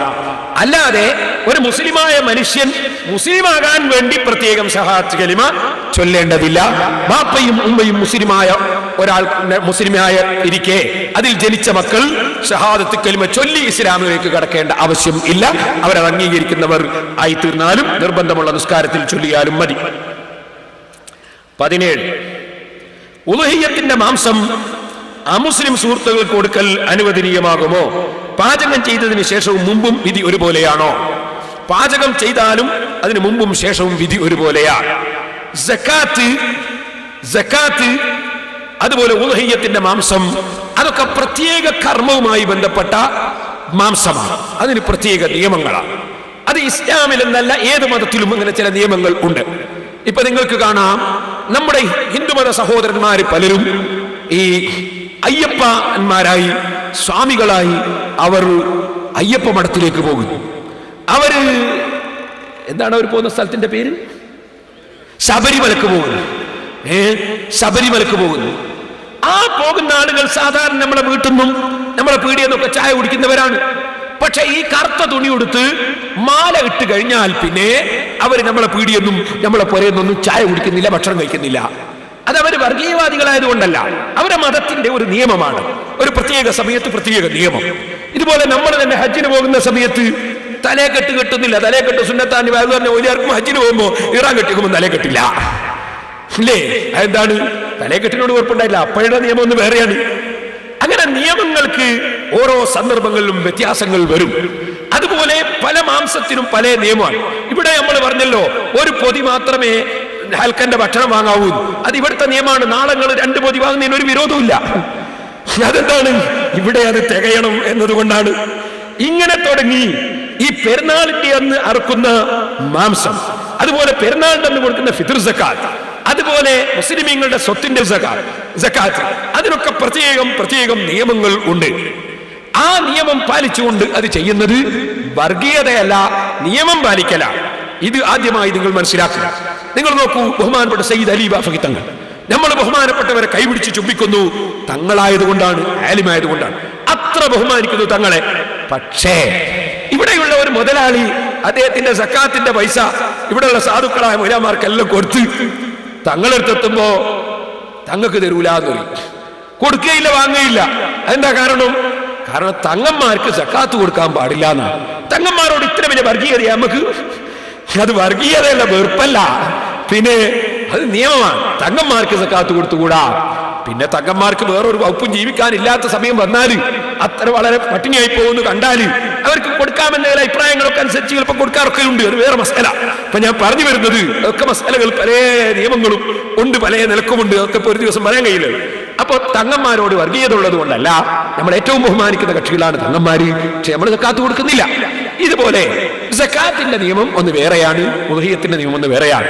അതുകൊണ്ട് മുഅ്മിനീങ്ങൾക്കല്ലാതെ സക്കാത്ത്, ഉദ്ഹിയ്യത്ത് എന്നിവ വിതരണം ചെയ്യാൻ പാടില്ല എന്ന് കിതാബുകളിലൊക്കെ രേഖപ്പെടുത്തി വെച്ചിട്ടുണ്ട്. അവർക്ക് വേറെ ഇറച്ചി നമ്മൾ വാങ്ങിക്കൊടുത്താൽ പറിച്ചുകൊണ്ടിരുന്ന് കൂലിയും കിട്ടും, നല്ലതുമാണ്. നിങ്ങൾക്ക് ഇറച്ചി എത്രയും വാങ്ങിക്കൊടുക്കാവുന്നതാണ്, അവർ തിന്നെങ്കിലും. 18 ഉളുഹിയ്യത്തറുക്കാൻ ഉദ്ദേശിക്കുന്നവർക്ക് നിബന്ധനകൾ എന്തെല്ലാം? പ്രത്യേക നിബന്ധന ഒന്നുമില്ല. ആരാന്റെ കട്ടിട്ടറക്കരുത്. അതുപോലെ പ്രായപൂർത്തിയും ബുദ്ധിയും ഒക്കെ ഉള്ള ആളായിരിക്കണം അറക്കുന്നത് അല്ലെങ്കിൽ അർപ്പിക്കുന്നത്. അല്ലാതെ കുട്ടികളൊന്നും ഉളുഹിയ്യത്തറക്കാൻ അവർക്ക് പ്രായം തികയാത്തവർ പൈസ ചെലവഴിക്കാൻ പാടില്ലല്ലോ. അങ്ങനത്തെ അല്ലാതെ വേറെ പ്രത്യേകിച്ച് നിയമങ്ങളൊന്നും നിബന്ധനകളൊന്നും ഇല്ല. 7 ആള് കൂറ് ആയി ഉളുഹിയ്യത്ത് അറക്കുകയാണെങ്കിൽ നിയ്യത്ത് എങ്ങനെ? 7 ആളും നിയ്യത്ത് ചെയ്താൽ മതി. അത് അറക്കുന്ന സമയത്ത് 7 ആളും കരുതി വെച്ചാൽ മതി. ഒരാളാണ് അറക്കുന്നതെങ്കിൽ ബാക്കിയുള്ള 6 ആളും ആ സമയത്ത് കരുതിയാൽ മതി. ഞങ്ങളുടെ സുന്നത്തായ ഉദുഹിയത്താണ് അറക്കുന്നത്, നിർബന്ധമാണ് നിർബന്ധമായത് കരുതിയാൽ മതി, നേർച്ചയാണ് നേർച്ചാന്ന് കരുതിയാൽ മതി. അല്ലെങ്കിൽ അറക്കുന്ന ആളെ ഏൽപ്പിച്ചു കഴിഞ്ഞാൽ ആ അറക്കുന്ന ആള് എന്നെ ഏൽപ്പിച്ച 7 ആളുകളുടെയും ഉദുഹിയത്താണ് ഞാൻ ഈ അറക്കുന്നത് എന്ന് കരുതിയിട്ട് അർത്താൽ മതി. അപ്പൊ നീയത്തടക്കം അങ്ങോട്ട് ഏൽപ്പിച്ചാൽ മതി, അയാൾ അറക്കുമ്പോൾ അയാൾ കരുതിയാലും മതി. വേറൊരു ചോദ്യം, അവരവരുടെ മഹല്ലിൽ വെച്ച് അറക്കണമോ? അങ്ങനെ ആകണം എന്നില്ല. അതല്ല ആരോടെങ്കിലും ഒക്കാലത്താക്കിയാൽ മതിയോ? മതിയാവുന്നതാണ്. 19 ഭക്ഷണ സാധനത്തിന് പവിത്രത കൽപ്പിച്ചിട്ടില്ലേ? കോഴിമുട്ട, തേങ്ങ, മറ്റു ഭക്ഷണ സാധനങ്ങളിൽ മന്ത്രിച്ച് കത്തിച്ച് വെള്ളത്തിലൊഴുക്കാൻ നിർദ്ദേശിക്കാറുണ്ടല്ലോ. ഞാനല്ല നിർദ്ദേശിക്കുന്നവർ. ഇങ്ങനെ ഭക്ഷണ സാധനം നശിപ്പിക്കുന്നതിന് വല്ല പ്രമാണവും ഉണ്ടോ? അത് നശിപ്പിക്കല്ലോ, അത് അവരൊരു പണിയെടുക്കല്ലേ, അത് നശിപ്പിക്കുന്നതല്ലോ, അതൊരു പണിയെടുക്കല്ലേ. ആ മുട്ടയുടെ മേലെ, തേങ്ങയുടെ മേലെ ഖുർആനിലെ ആയത്തുകളോ ദിക്റുകളോ മറ്റോ എഴുതിയിട്ടുണ്ടെങ്കിൽ ഒന്നുകിൽ അത് വയറ്റിലേക്ക് അങ്ങനെ തന്നെ കഴിക്കാൻ പറ്റില്ല. എന്തുകൊണ്ട്? വയറ്റിൽ നജസുണ്ട്, ആ നജസിലേക്ക് അത് പോകാൻ പറ്റില്ല. അപ്പൊ ഒന്നുകിൽ അത് കഴുകി ആ വെള്ളം ശുദ്ധിയുള്ള വെള്ളത്തിൽ പുഴയിലോ അതുപോലെ കിണറ്റിലോ മറ്റോ ഒഴുക്കുകയോ, അല്ലെങ്കിൽ ആ ബഹുമാനിക്കപ്പെടേണ്ട ദിക്റുകളും അസ്മാഉകളും അവമതിക്കപ്പെടാതിരിക്കാൻ വേണ്ടി കരിച്ചു കളയുകയോ ചെയ്യേണ്ടി വരും. ഇങ്ങനെ ചില എഴുത്തുകൾ എഴുതുമ്പോൾ നബി സല്ലല്ലാഹു അലൈഹി വസല്ലം തങ്ങളുടെ ഖലീഫയായ ഉസ്മാൻ റളിയല്ലാഹു അൻഹു ഖുലഫാഉർ റാഷിദീൻപ്പെട്ട ആളാണല്ലോ, മുസ്ഹഫിന്റെ ചില ഭാഗം കരിച്ചിട്ടുണ്ട്. കരിച്ചത് ബഹുമാനം സൂക്ഷിക്കാൻ വേണ്ടിയാ, ബഹുമാനം സൂക്ഷിക്കാൻ വേണ്ടി. കാരണം അത് ഉസ്മാൻ റളിയല്ലാഹു അൻഹു എഴുതിയ രൂപത്തിലെ ഖുർആൻ എഴുതാൻ പാടും, അല്ലാത്തവർക്ക് എഴുതാൻ പാടില്ല. ആ രൂപമല്ലാതെ ഉള്ള ചില മുസ്ഹഫിന്റെ കോപ്പികൾ കരിച്ചിട്ടുണ്ട്. അത് സൂക്ഷിക്കാൻ വേണ്ടി കരിച്ചതാ. അതുപോലെ സൂക്ഷിക്കാൻ വേണ്ടി ചിലപ്പോൾ കരിക്കലുണ്ട്. എന്നാൽ സൂക്ഷിക്കാനുമല്ല ബഹുമാനിക്കാനുമല്ല അതൊരു പ്രത്യേക ആവശ്യത്തിനുമല്ല. ഇതൊന്നും അല്ലാത്ത നിലക്ക് വെറുതെ ഭക്ഷണ സാധനം കരിക്കുകയാണോ? പാടില്ലാത്തതാണ്. ആവശ്യത്തിനാകുമ്പോൾ അത് അനുവദനീയവും ആണ്. പിന്നെ ജുമുഅക്കടയിൽ ബക്കറ്റ് നീക്കുന്ന സമ്പ്രദായം ചില പള്ളികളിൽ ഉണ്ടല്ലോ. ഞാൻ ഒരു പള്ളിയിലും ജുമുഅ നിസ്കാരത്തിനിടയിൽ ആരും ബക്കറ്റ് നീക്കുന്നതായി എന്റെ ശ്രദ്ധയിൽപ്പെട്ടിട്ടില്ല. ജുമുഅക്ക് വന്ന ജനങ്ങൾ അൽഖഹഫ് ഓതുന്ന സമയത്തും സലാത്ത് ചൊല്ലുന്ന സമയത്തുമൊക്കെ ചിലര് ബക്കറ്റിൽ ഈ ഖുതുബ ഓതുകയും ഇമാമത്ത് ചെയ്യുന്ന മുസ്ലിയാർക്കും ബാങ്ക് കൊടുക്കുന്ന മൊയ്ലിയാർക്കും നമ്മൾ ഒന്നുമെടുത്ത വെള്ളത്തിന്റെ കറണ്ടിന്റെ പൈസ അടക്കാനും ഒക്കെ പൈസ ജനങ്ങളോട് കിട്ടാൻ വേണ്ടി ചില പള്ളികളിൽ ജുമഅക്ക് മുമ്പ് ഒരുമിച്ച് കൂടിയ ജനങ്ങളിൽ നിന്ന് പൈസ കിട്ടാൻ വേണ്ടി ബക്കറ്റും ചില സ്ഥലത്ത് ഒരു പൂച്ചനെ പോലത്തെ ഒരു പെട്ടിയും ഒക്കെ ഉരുട്ടുകയും നീക്കുകയൊക്കെ ചെയ്യാറുണ്ട്. അത് നല്ല കാര്യത്തിന് സഹായം സംഭരിക്കാൻ വേണ്ടിയാണ്. ഖുതുബ ഓതുന്ന സമയത്ത് ഖുതുബ കേൾക്കുന്നതിന് മുടക്കമുണ്ടാകുന്ന വിധത്തിലും ശ്രദ്ധ മാറുന്ന വിധത്തിലും അത് നീക്കാതെ ശ്രദ്ധ മാറാത്ത വിധത്തിലായി അതിൽ സംഭാവന കൊടുക്കുന്നത് നല്ലതാണ്. അത് ഖുതുബക്ക് മുമ്പായാൽ ഏറ്റവും നല്ലത്. അതിന് മനുഷ്യന്മാരെ ഖുതുബക്ക് മുമ്പേക്കും വരണ്ടേ. അതുകൊണ്ട് നിങ്ങൾ നേരത്തെ തന്നെ ജുമഅക്ക് വരികയും നേരത്തെ തന്നെ സദഖ ചെയ്യുകയും ചെയ്യണമെന്നാണ് പറയാനുള്ളത്. വെള്ളിയാഴ്ച സദഖ ചെയ്യൽ പ്രത്യേകം സുന്നത്താണ്. അതിന് ഏറ്റവും പ്രധാനപ്പെട്ട സദഖയാണ് പള്ളി നടന്നു പോകാനുള്ള സദഖ. അത് എല്ലാവരും കൊടുക്കേണ്ടതാണ്. പക്ഷേ നേരത്തെ തന്നെ വന്നാൽ ജുമഅക്ക് മുമ്പ് തന്നെ ആ പിരിവങ്ങ് നടത്താവുന്നതാണ്. നിങ്ങളൊക്കെ നേരത്തെ തന്നെ വരേണ്ടതാണ്. അഥവാ നിങ്ങൾ വൈകിയിട്ടുണ്ടെങ്കിൽ ആ ശബ്ദമില്ലാത്ത രൂപത്തിൽ നോട്ട് തന്നെ ഇട്ടു കൊടുക്കേണ്ടതാണ്. വേറെ തന്നെ ശ്രദ്ധ അതിലേക്ക് മാറിപ്പോവില്ല. ഈ ചില്ലറിടമാണ് ശ്രദ്ധ മാറിപ്പോവുക. അതുകൊണ്ട് എല്ലാവരും നല്ല നോട്ട് തന്നെ പള്ളിയിൽ വെച്ച് ഇട്ടു കൊടുക്കേണ്ടതാണ്. എന്നാൽ ശ്രദ്ധ മാറിപ്പോവില്ല എന്ന് പ്രത്യേകമായി ഓർമ്മപ്പെടുത്തുകയാണ്. ഡ്രൈവിംഗ് പഠിക്കാൻ വേണ്ടി ആണെങ്കിലും അല്ലാത്തതിന് വേണ്ടി ആണെങ്കിലും അന്യപുരുഷന്മാരോട് കൂടെ വാഹനത്തിൽ സ്ത്രീകൾ യാത്ര ചെയ്യാൻ പാടില്ലാത്തതാണ്. ഓട്ടോറിക്ഷ, സ്കൂട്ടർ, മറ്റ് ഏത് വാഹനമായിരുന്നാലും അന്യപുരുഷന്റെ കൂടെ അന്യ സ്ത്രീകൾ ഇറങ്ങിപ്പോകുന്ന ഏർപ്പാട് കൂടെ ഭർത്താവോ കാണാനും തൊടാനും പറ്റുന്നവരോ യോഗ്യതയുള്ളവരോ ഇല്ലാതെ പോകുന്നത് പാടില്ലാത്തതാ.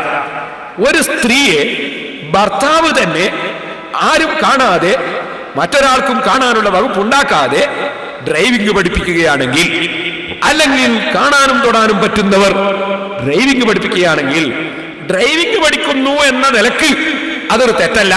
പക്ഷേ അത് അന്യപുരുഷന്മാര് കാണാനും ബന്ധപ്പെടാനും വകുപ്പുണ്ടാക്കുന്നു എന്ന വകുപ്പ് വരുമ്പോൾ നിയമത്തിന് മാറ്റമുണ്ടാകുന്നതാണ് എന്നോർമ്മപ്പെടുത്തുന്നു.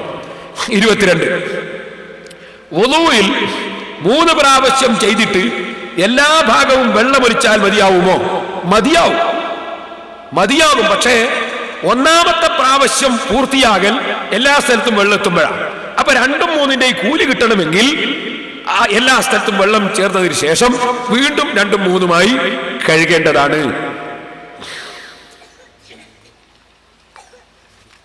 23, ഷഹാദത്ത് കലിമ അർത്ഥം അറിഞ്ഞ് മനസ്സിൽ ഉറപ്പിച്ച് പറയണമെന്ന് പറഞ്ഞാൽ എങ്ങനെയാണ്? അതിന്റെ ആശയം മനസ്സിലുള്ളതോടുകൂടി ഷഹാദത്ത് കലിമ ചൊല്ലുക. അല്ലാഹുവല്ലാതെ ആരാധനക്ക് അർഹനില്ല. മുഹമ്മദ് നബി സല്ലല്ലാഹു അലൈഹി വസല്ലം തങ്ങൾ ഒരു സാധാരണ മനുഷ്യൻ അല്ല, അല്ലാഹ് പറഞ്ഞു വെച്ചിട്ടുള്ള ആളാണ്. ഇത് മനസ്സിൽ ആ ആശയം ഉണ്ടാവും. ആ ആശയം ഉള്ളതോടുകൂടെ അശ്ഹദു അല്ലാ ഇലാഹ ഇല്ലല്ലാഹ് അശ്ഹദു അന്ന മുഹമ്മദുർ റസൂലുള്ളാഹ് എന്ന് പറയുക. അതാണ് അർത്ഥമറിഞ്ഞ് മനസ്സിൽ ഉറപ്പിച്ച് പറയുക എന്ന് പറയുന്നത്. ആ ആശയം നമ്മുടെ മനസ്സിൽ ഉണ്ടാകണം, അത് നമ്മൾ വിശ്വസിക്കണം, അംഗീകരിക്കണം എന്നാണ് പറയുന്നതിന്റെ അർത്ഥം. അത് പറയുമ്പോൾ തന്നെ അർത്ഥവും മനസ്സിൽ വരുത്തണമോ? അർത്ഥം മനസ്സിൽ വരുത്തുക എന്നല്ല, ആ ആശയം നമ്മുടെ മനസ്സിൽ വിശ്വസിച്ച് അംഗീകരിക്കണം എന്നാണ് പറയുന്നതിന്റെ അർത്ഥം. ഇനി 24, ആധുനിക യുഗത്തിൽ മൊബൈൽ ഫോണുകളിലും മറ്റ് ഇലക്ട്രോണിക് ഉപകരണങ്ങളിലും ഖുർആൻ ആയത്തുകളും ചിലപ്പോൾ ഖുർആൻ മുഴുവനും ഉൾക്കൊള്ളുന്ന ചിപ്പുകൾ ഉൾക്കൊള്ളുന്നുണ്ട്. ഇവ ഓതാൻ വേണ്ടി തന്നെയാണ് ഇവയിൽ ഉൾപ്പെടുത്തിയിരിക്കുന്നത്. സ്ക്രീനിൽ എഴുത്ത് തെളിയുന്ന സമയത്തും അല്ലാത്ത സമയത്തും ഇവ ചുമക്കുന്നതിനും തൊടുന്നതിനും വുളുവിന്റെ ആവശ്യം ഉണ്ടോ? ഇല്ലെന്നാണ് മനസ്സിലാകുന്നത്. ജനാബത്തുകാരൻ ഇവ ചുമക്കുന്നതിന്റെ മസ്അല എന്താണെന്ന് വിശദീകരിക്കാമോ? തെറ്റില്ലെന്നാണ് മനസ്സിലാകുന്നത്. വുളു ഉണ്ടാകുന്നത് നല്ലതാണ്. കണ്ണാടി, നമ്മൾ കയ്യിൽ പിടിച്ച ഒരു കണ്ണാടി, ആ കണ്ണാടിയിലേക്ക് വേറെ ഒരു മുസ്ഹഫ് നമ്മൾ കാണിച്ചാൽ കണ്ണാടിയിൽ ഖുർആനിന്റെ ആയത്തിങ്ങനെ തെളിഞ്ഞു കാണും. അപ്പൊ ആ കണ്ണാടി പിടിക്കുന്നവൻ വുളു എടുക്കേണ്ടതുണ്ടോ?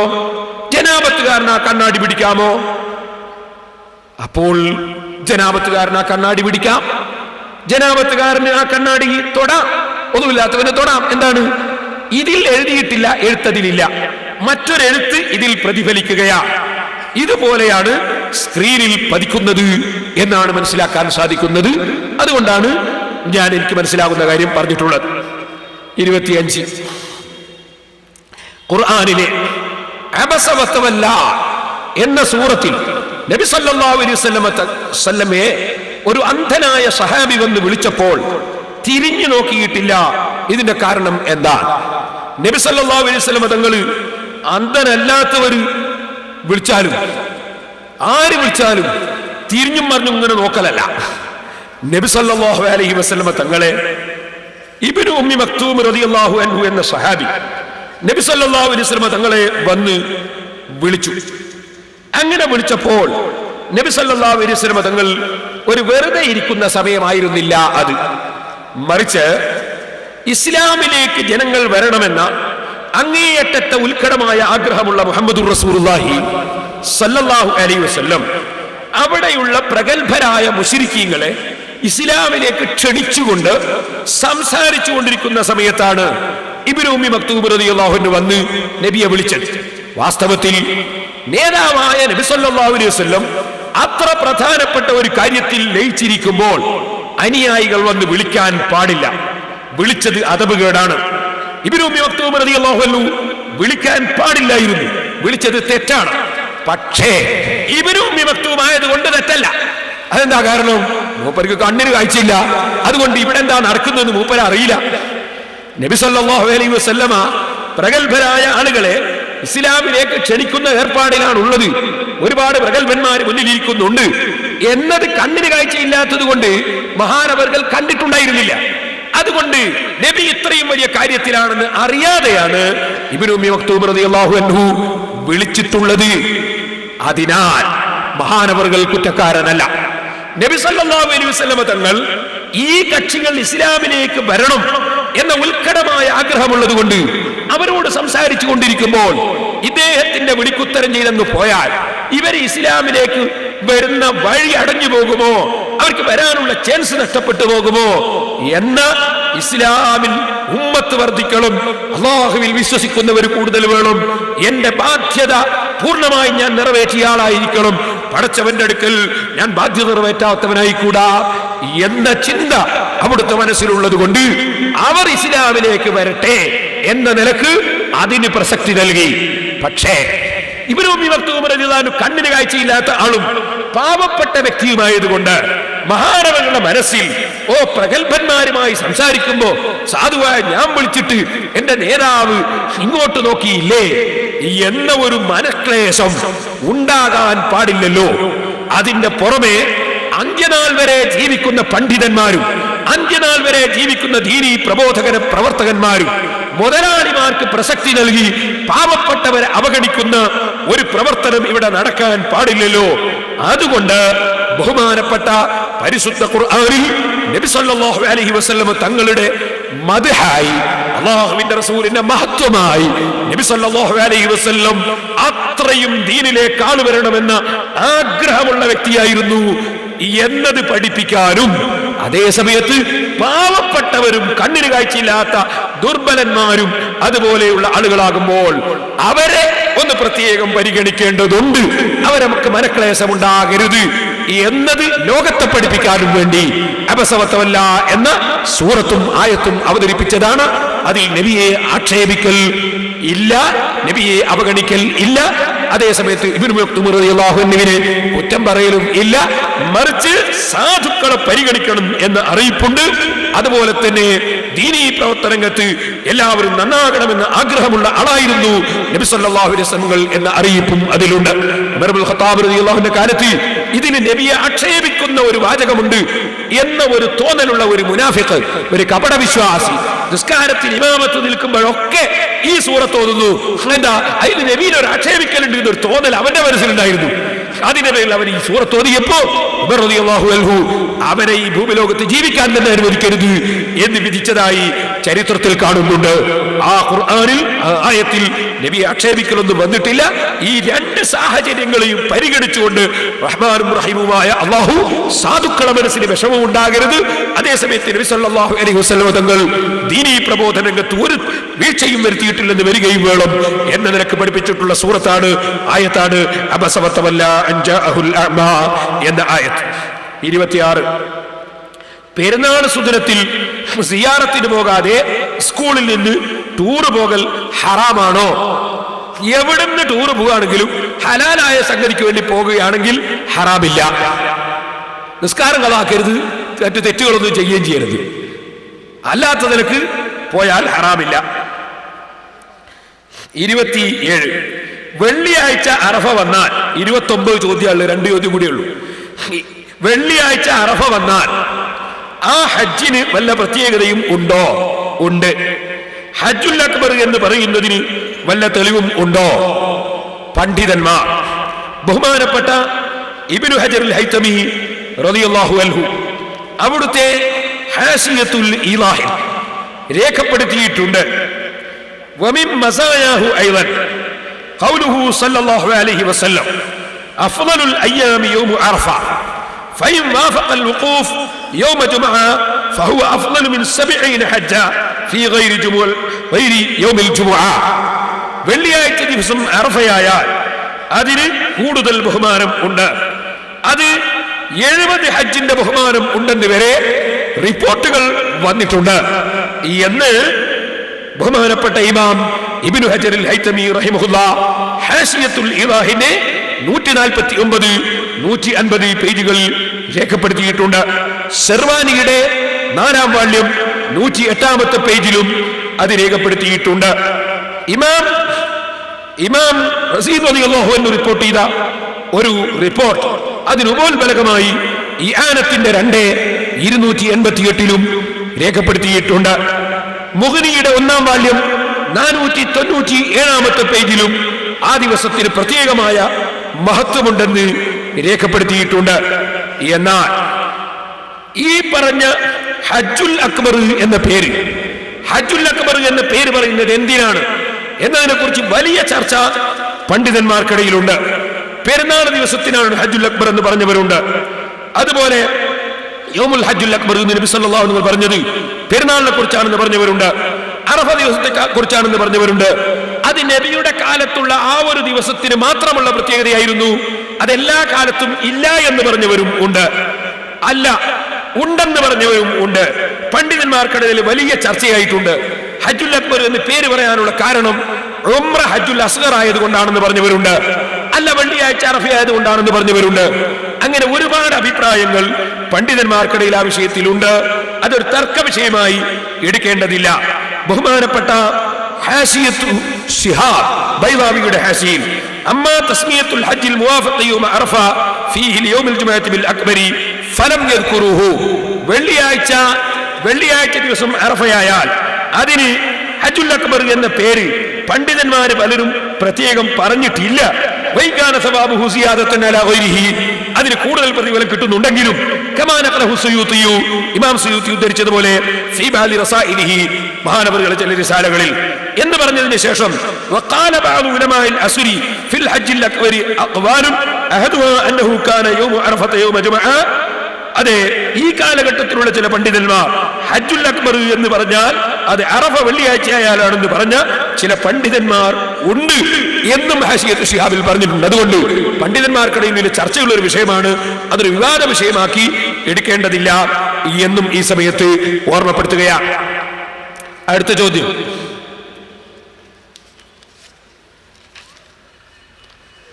ലാ യഅരിഫുൽ വലിയ ഇല്ലൽ വലി എന്ന തിരുവചനത്തിനെ, അതൊരു വലിയ പറഞ്ഞതാണ്, തിരുവചനത്തിനെ വെച്ചു നോക്കുമ്പോൾ ആംബിയായ ഒരു മനുഷ്യൻ, ഒരു മൗലിയാർ എഴുതിയതാണ്, സാധാരണക്കാരനായ മനുഷ്യനായ മനുഷ്യൻ വലിയനെ വിളിച്ച് ഇസ്തിഗാസ നടത്തുന്നതും ദുആ നടത്തുന്നതും, ഇദ്ദേഹം ദുആ എന്നുകൊണ്ട് ഉദ്ദേശിച്ചത് എന്താണെന്ന് എനിക്കറിയില്ല. ദുആ എന്നുകൊണ്ട് ഉദ്ദേശിച്ച് വിളിക്കുക എന്നുള്ള അർത്ഥമാണോ? ഓക്കെ, അല്ലാതെ നമ്മളാരും ഔലിയാക്കളോട് ദുആർക്കാറില്ല, സഹായം തേടലാണ്. ദുആ അള്ളാഹുവിനോടാണ് നമ്മൾ നടത്താറുള്ളത്. പിന്നെ ചിലർക്ക് അതിന് ദുആ എന്ന് പറഞ്ഞേ പറ്റൂ, നമുക്ക് അവരെന്ത് പറഞ്ഞാലും വിരോധമില്ല, എന്ത് പറഞ്ഞാലും വിരോധമില്ല. ഇന്നീ രാവിലത്തെ ഖൗമിയിലും മനഹാറ, എന്റെ ജനങ്ങളെ ഞാൻ രാത്രിയും പകലും ദുആ ചെയ്യുന്നു നൂഹ് നബി അലൈഹി സ്വലാം പറഞ്ഞിട്ടുണ്ട്. ഖുർആൻ ലാ തജഅലു ദുആ റസൂലി ബൈനക്കും കദുആ ഇബാദിക്കും ബഅദാ, റസൂലിനോടുള്ള ദുആ മറ്റുള്ളവരോടുള്ള ദുആ പോലെ ആക്കരുത്, ഇത് ഖുർആനിലുണ്ട്. അല്ലാഹ് തന്നെ പറഞ്ഞതായി ഖുർആനിലുണ്ട്. എന്റെ ഹബീബായ നബിയെ സഹായിക്കാൻ ഞാൻ സബാനിയാക്കളായ മലക്കുകളെ വിളിക്കും. അള്ളാഹ് കയ്യാഞ്ഞിട്ടൊന്നുമല്ല, അള്ളാഹിന്റെ സൈന്യത്തിനെ വിളിക്കുന്നത് സൈന്യത്തിന്റെ പവർ കാണിച്ചു കൊടുക്കാനാണ്. അപ്പോ സബാനിയാക്കളെ ദുആ ചെയ്യും എന്ന് അള്ളാഹ് തന്നെ പറഞ്ഞിട്ടുണ്ട്. കൊണ്ട് അള്ളാഹ് ശിർക്ക് ചെയ്ത ആളൊന്നാവൂല. അപ്പൊ ദുആ എന്ന് പറഞ്ഞാൽ വലിയ കുഴപ്പമൊന്നും ഉണ്ടായിട്ടല്ല, സാധാരണ നമ്മളാരും ഔലിയാക്കളോട് ദുആർക്കാറില്ല, ഔലിയാക്കളോട് സഹായം ചോദിക്കലാണ് എന്നാണ് ഞാൻ പറഞ്ഞതിന്റെ അർത്ഥം. നമ്മൾ ആരും ജലദോഷം എന്ന് വെള്ളപ്പൊക്കത്തിന് പറയാറില്ലല്ലോ, സംഗതി ജലദോഷം തന്നെയല്ലേ, ഓരോന്നിനും പറയുന്നതിനൊരു മയനുണ്ടല്ലോ അല്ലേ. തരിമരുന്ന് കച്ചവടക്കാരനായ തരിമരുന്ന് പീടികയിലിരിക്കുന്ന വൈദ്യർക്ക് ഡോക്ടർ എന്ന് ഇപ്പം പറയാൻ തുടങ്ങിയിട്ടുണ്ടെന്ന് തോന്നുന്നു, മുമ്പൊന്നും പറയാറില്ല അല്ലേ. ഓരോന്നിനും ഓരോ പ്രയോഗം ഉണ്ടല്ലോ, അതുകൊണ്ടാണ് ഞാൻ അങ്ങനെ പറഞ്ഞത്. ഇരിക്കട്ടെ, ദുആ നടത്തുന്നതും വലിയാണെന്ന് അറിഞ്ഞതോടുകൂടിയാണ്.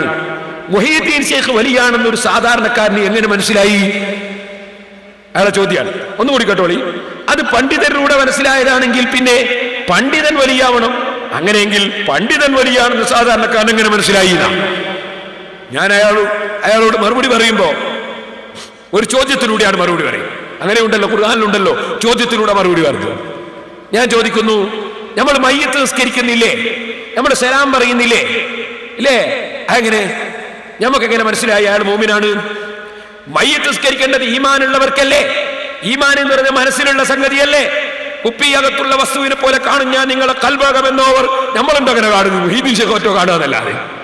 അപ്പൊ നമ്മളെങ്ങനെ സലാം പറയാ? ഇയാളെ മനസ്സിലുള്ള നമുക്ക് എങ്ങനെ മനസ്സിലായ ഈമാനോ കുഫ്റോ? നമ്മളെങ്ങനെ ഒരാൾക്ക് മയ്യത്ത് നിസ്കരിക്കുക, മരിച്ച മയ്യത്ത് മുഅ്മിനായിട്ടോ മരിച്ച കാഫിറായിട്ടോ നമുക്കെങ്ങനെ മനസ്സിലാവുക? അപ്പൊ അതിന്റെ മറുപടി എന്താണ്? അതിന്റെ മറുപടി അടയാളം കൊണ്ട് മനസ്സിലാവൂല. അയാൾ പള്ളിയിൽ ഉണ്ടായാലുണ്ട്, അയാൾ അശ്ഹദു അല്ലാ ഇലാഹ ഇല്ലല്ലാഹ് എന്ന് പറയലുണ്ട്, അയാൾ അശ്ഹദു അന്ന മുഹമ്മദ് റസൂലുള്ളാഹ് എന്ന് പറയലുണ്ട്, പള്ളിയിൽ നിസ്കരിക്കാൻ വരലുണ്ട്. അങ്ങനെയൊക്കെ ആവുമ്പോൾ നമുക്ക് മനസ്സിലാവും അയാൾ മുഅ്മിനാണ്. അടയാളം കൊണ്ട് മനസ്സിലായി. അപ്പൊ അസ്സലാമു അലൈക്കും എന്ന് പറയും. ഇന്നാളൊരു ദിവസോ കുറച്ച് മൊയ്ലാമാരും കുറച്ച് നാടന്മാരും കൂടി ഇങ്ങനെ പോകുമ്പോ ഒരു സ്ഥലത്ത് ചെന്ന് അസ്സലാമു അലൈക്കും എന്ന് പറയും. അപ്പൊ ഉടനെ തന്നെ അവിടെയുള്ള ആൾക്കാർ ചോദിക്കുക, നിങ്ങൾ നമുക്ക് സലാം ചെല്ലിയോന്ന് ചോദിച്ചു. ഉടനെ തന്നെ ഇവർ ചോദിച്ചാൽ ഞാൻ വിചാരിച്ചു നിങ്ങൾ മുസ്ലിമികളാണ്, അതുകൊണ്ട് ചൊല്ലിപ്പോയതാന്ന് പറഞ്ഞു വരും. അപ്പൊ ഞാൻ പറഞ്ഞു വന്നത്, മുസ്ലിമീങ്ങളുടെ അടയാളം കണ്ടിട്ടല്ലേ മുസ്ലിമാന്ന് മനസ്സിലാക്കുക. അതുപോലെ വലിയാണെന്ന് മനസ്സിലാക്കുക ഔലിയാക്കളെ അടയാളം കണ്ടിട്ടാണ്. അതിൽ ഒന്നാമത്തെ ഔലിയാക്കൾ ആരാ? ആലിമീങ്ങളാണ്. ഇമാം ഷാഫി റളിയല്ലാഹു അൻഹു പറഞ്ഞു, അബൂ ഹനീഫ റളിയല്ലാഹു അൻഹു പറഞ്ഞു, ലൗ ലം യകുനിൽ ഉലമാഉ ഔലിയാ ഫലൈസ ലില്ലാഹി വലിയ്യുൻ. ആലിമീങ്ങൾ ഔലിയാക്കൾ അല്ലെങ്കിൽ അല്ലാഹുവിന് ഔലിയാക്കളില്ല. അപ്പൊ ഒന്നാമത്തെ ഔലിയാക്കൾ ആലിമീങ്ങളാണ്. ആലിമീങ്ങളെ മനസ്സിലാകൽ എങ്ങനെ? അവര് മര്യാദയ്ക്ക് നടക്കുന്നു, നേരത്തെ നിസ്കരിക്കുന്നു, സുന്നത്ത് നിസ്കരിക്കുന്നു, ചീത്ത പറയുന്നില്ല. അതുപോലെ തന്നെ അവർ അനാവശ്യം പറയുന്നില്ല, ദീനിന്റെ ഇൽമു പറയുന്നു, ദീനിന്റെ ഇൽമു പഠിപ്പിക്കുന്നു, മുത്തഅല്ലിമിയൊക്കെ ദർസ് നടത്തുന്നു, സംശയം ചോദിച്ചാൽ മറുപടി പറയുന്നു. അങ്ങനെ ആലിമീങ്ങളുടെ ഡ്യൂട്ടി അവർ നിർവഹിക്കുന്നു. അവർ അനാവശ്യമൊന്നും പറയുന്നില്ല, നല്ല കാര്യങ്ങൾ ചെയ്യുന്നു, നല്ലതിലേക്ക് ജനങ്ങളെ ക്ഷണിക്കുന്നു, ചീത്തയായ കാര്യങ്ങളിൽ ജനങ്ങളെ വിരോധിക്കുന്നു. അപ്പൊ മനസ്സിലാവും ആലിമാണ്. അപ്പൊ ആലിമീങ്ങളാണ് ഔലിയാക്കൾ. ആ ആലിമീങ്ങളാണ് മറ്റുള്ള ആളുകൾ ഔലിയാക്കളെ സംബന്ധിച്ച് അത് വലിയാണോ, അത് ശരിയാണോ തെറ്റാണോ ആലിമീങ്ങളാ പറയേണ്ടത്. ഉറപ്പനല്ലേ? ഒരാശാരിയല്ലേ പറയേണ്ടത് മരം പറ്റുമോ ഇല്ലേ? തട്ടാനല്ലേ പറയേണ്ടത്?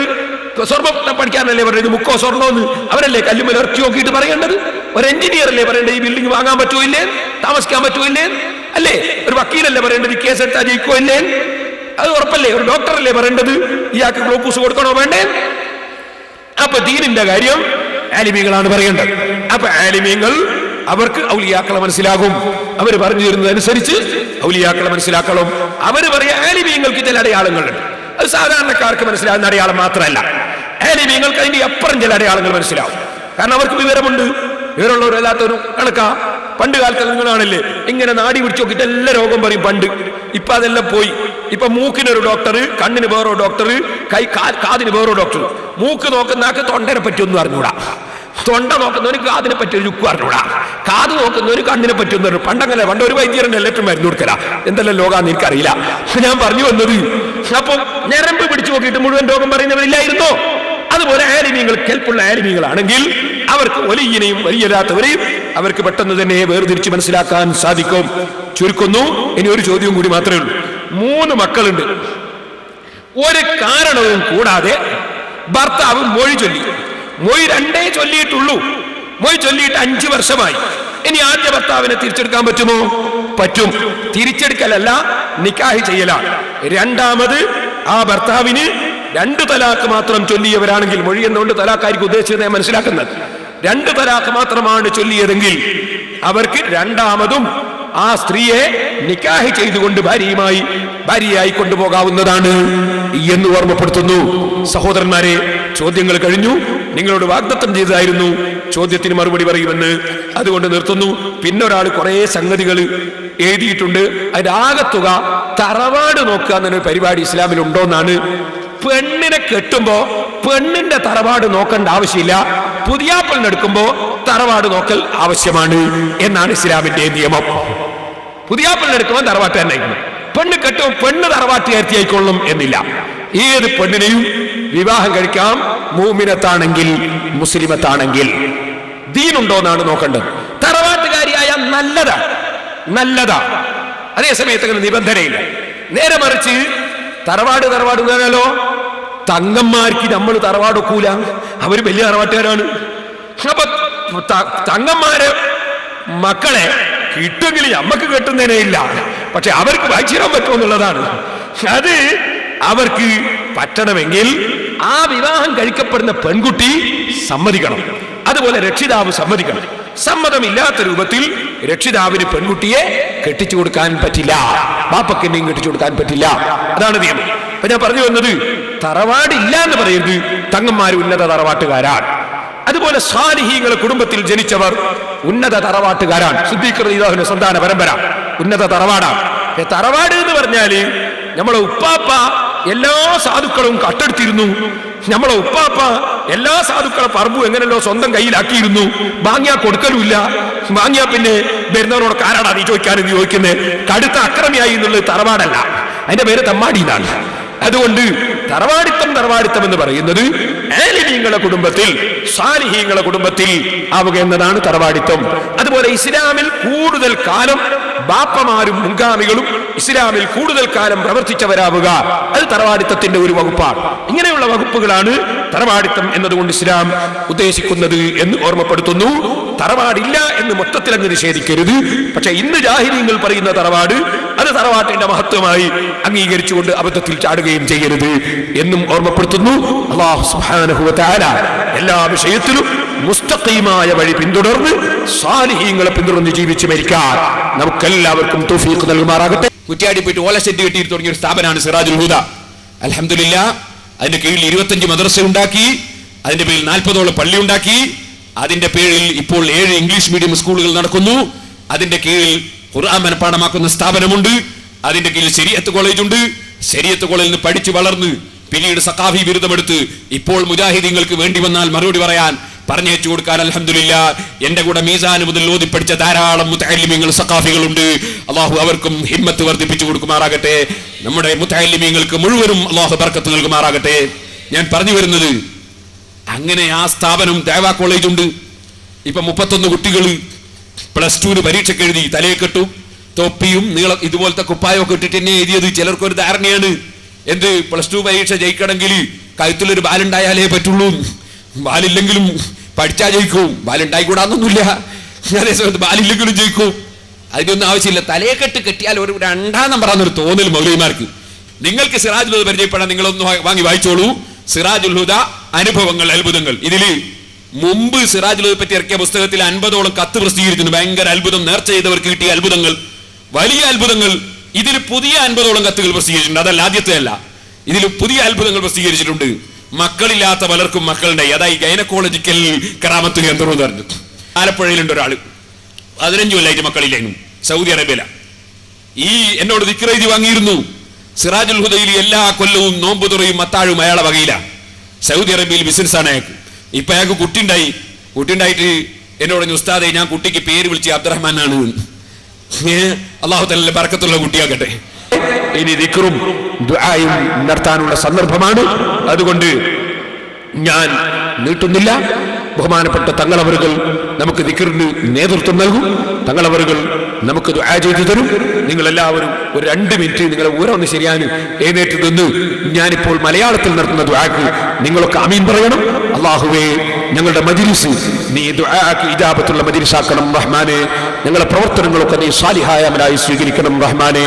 ഞങ്ങൾ ഇവിടെ നടത്തിയ 7 ദിവസത്തെ പ്രഭാഷണവും ഇന്നത്തെ ഈ ദിക്ർ ദുആ സലാത്തിന്റെ മജ്ലിസും നീ ഖബൂൽ ചെയ്യണം റഹ്മാനെ. ഞങ്ങളുടെ സർവ്വ പള്ളികളും സർവ്വ മദ്രസകളും സർവ്വ സ്ഥാപനങ്ങളും നീ ഏറ്റെടുത്ത് ഖിയാമത്ത് നാൾ വരെ ഹഖിന്റെ മേലായി നീ നിലനിർത്തണം റഹ്മാനെ. ഒരു 3 സലാത്ത് ബർക്കത്തിനിയല്ല. സല്ലല്ലാഹു അലാ മുഹമ്മദ് സല്ലല്ലാഹു അലൈഹി വസല്ലം. സല്ലല്ലാഹു അലാ മുഹമ്മദ് സല്ലല്ലാഹു അലൈഹി വസല്ലം. الرجيم بسم الله الرحمن الرحيم الحمد لله رب العالمين الرحمن الرحيم مالك يوم الدين إياك نعبد وإياك نستعين غير المغضوب.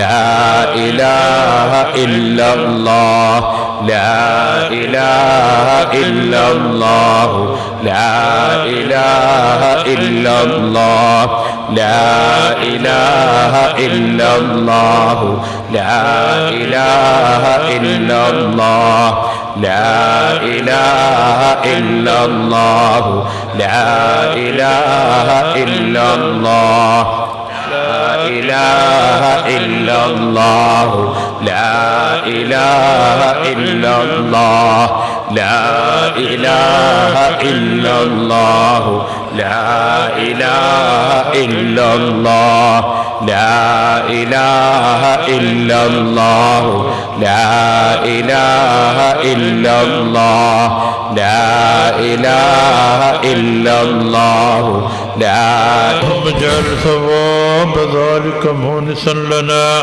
آمين. ولهم في قبولنا وقبولهم إلى يوم القيامة. آمين. اللهم بجاههم عافنا آمين. وأهلنا من كل بلاء الدنيا آمين. ومصيباتها وفتنة كلها وضيقها وعذاب الآخرة.